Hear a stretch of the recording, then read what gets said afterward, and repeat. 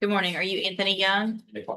This is 24 DCCR 2005. I've got a motion to revoke probation on Mr. Young's case. What is the announcement? Judge, he's here. He's gonna, in a pleas to the motion, we're gonna come to the court. Okay, so there's no agreement, no paperwork. Mr. Young, best you can, raise your right hand, please. Do you swear or affirm the testimony you're going to give in this hearing will be the truth, the whole truth, and nothing but the truth? All right, you can put your hand down. And will he waive the formal reading of the motion? He does, Judge.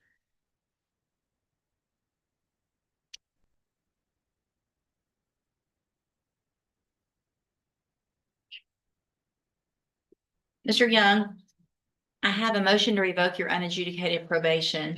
This shows that you were placed on probation January 14th of 2025 for the state jail felony offense of theft of a firearm. And that was a 5-year deferred probation. Is that correct? The motion alleges that you violated your probation. Count 1 alleges that you failed to conduct yourself in a courteous and professional manner and that you assaulted a fellow inmate with a weapon, resulting in serious, well, it says jury, but I'm guessing that needs to say injury. Is that true or not true? True. Count 2 alleges that you failed to successfully complete the cognitive track of the ISF program and that you were unsuccessfully discharged because of that assault. Is that true or not true? True. Did you enter your pleas of true to counts 1 and 2 freely and voluntarily? And because they're both actually true.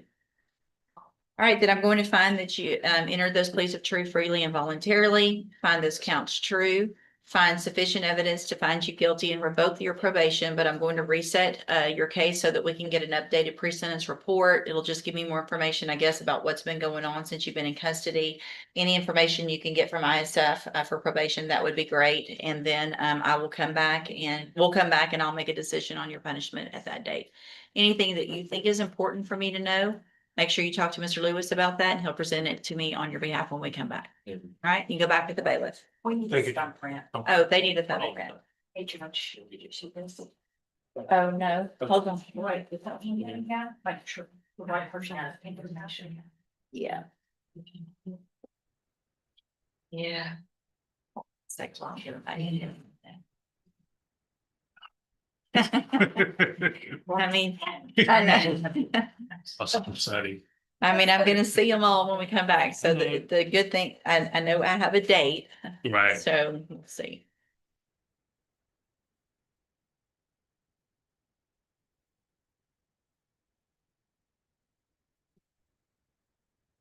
Mr. Young, come back in front of me for a second. So I don't know if you guys are talking in the back or if anybody's been talking at the jail about my frustration with how inmates are acting and treating the correctional officers and misbehaving. Been hearing about that out there a little bit? So if you've been hearing that out there, then why would you still be acting like you were acting? Do you not think I'm gonna know? You know, I mean, I get the reports, every time there's an incident report, I get it. And I have pages here. It looks like you like to smoke, don't you? You don't? Well, if you don't like to smoke, then why do you keep smoking and getting incident reports? Because that doesn't make sense to me at all. Right? Make that make sense for me. Why would you do something that you don't like and get an incident report, knowing that I'm going to see it? Just to do something you're not supposed to be because it's cool to break the rules? It's not cool to break the rules because let me tell you, when you come back in front of me in about 5 or 6 weeks, I'll know what day today is. And if there are more incident reports and you continue to act like you have been acting and doing the things that you've been doing, including hiding paraphernalia and body parts, I know about that. So if I find out that you're doing these, it's obviously going to affect what your sentence is. Does that make sense? So if you can't behave, you're going to come in here. Mr. Lewis can only do what he can do. You got to give him something to work with. Make it where he can come in here and say, Judge, He was acting up, but he's been great for these 5 or 6 weeks. He hasn't received a single incident report. Maybe I'll take that into consideration. I will. But he can't come in here and argue for me to do something nice for you if you're not helping him help me do something that you want. Does that make sense? All right, go back with the bailiff.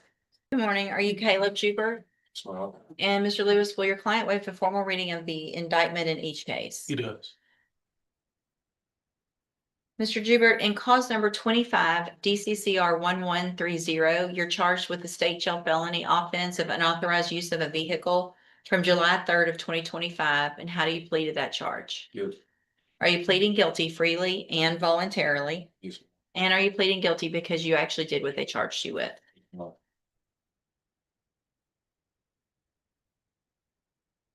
And then in cause number 25, DCCR 1131, you're charged with the 3rd-degree felony offense of evading arrest or detention with the use of a vehicle from July 3rd of 2025. And how do you plead to that charge? Yes. Again, are you pleading guilty freely and voluntarily? Yes, ma'am. And because you did what they charged you with? Yes, ma'am. In each of these cases, I have here on the tablet some documents that have your signature on them that the state's marked as exhibit number 1. Before you signed these, did you go over them with Mr. Lewis? Yes, ma'am. Do you fully understand them? Yes, ma'am. And do you understand if I follow the agreements that you've made with the district attorney that you'll be waiving or giving up any right to appeal? Yes, ma'am. And it looks like, let me get to this other one real quick.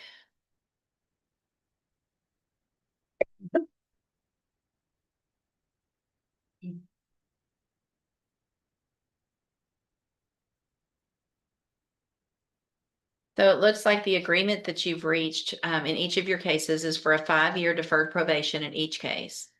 It looks like there would be a $500 fine in the unauthorized use of a motor vehicle and a $300 fine in the evading arrest or detention with the use of a vehicle.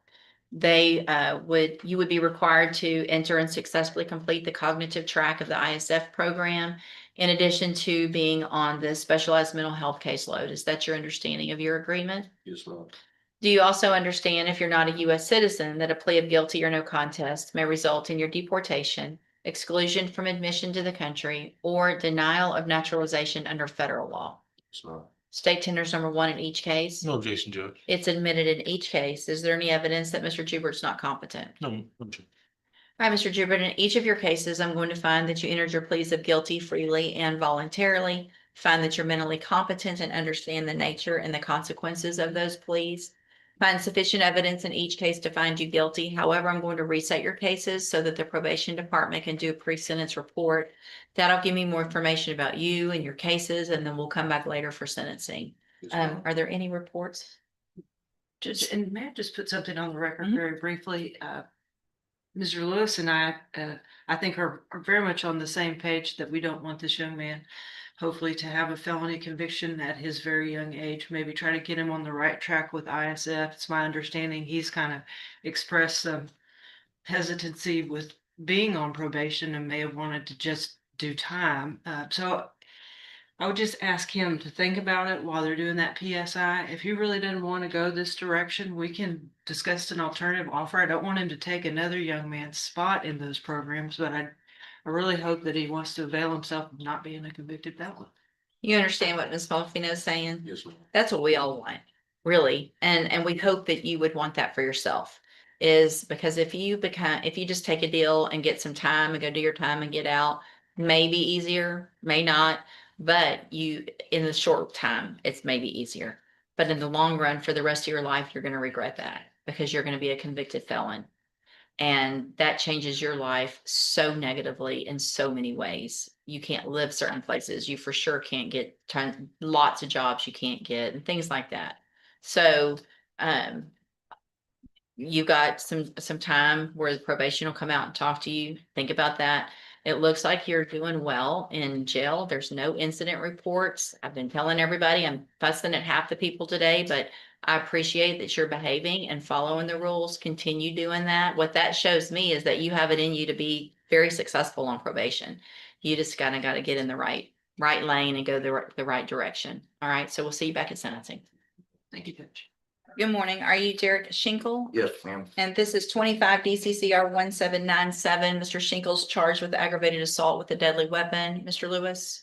But Judge, I've been informed that actually John West is gonna be representing Mr. Shinkle. He Okay, hasn't signed on to it yet, but I know that his family evidently is trying to make that connection to get that done. I think he's previously done some work for him, okay. and they were gonna. So, Mr. Shinkle, do you want me to reset your case to give your Yes, family some please. time to hire Mr. West? Then we'll reset it a normal reset. That's about 30 days. Mr. Lewis is still your attorney. If for some reason that doesn't happen within the next 30 days, then we'll need to get moving on your case with Mr. Lewis at that time, okay? Okay. All right, we'll see you back in about 30 days. Where facts meet emotion, justice finds its voice. To witness more real courtroom moments, subscribe to Law Nexus.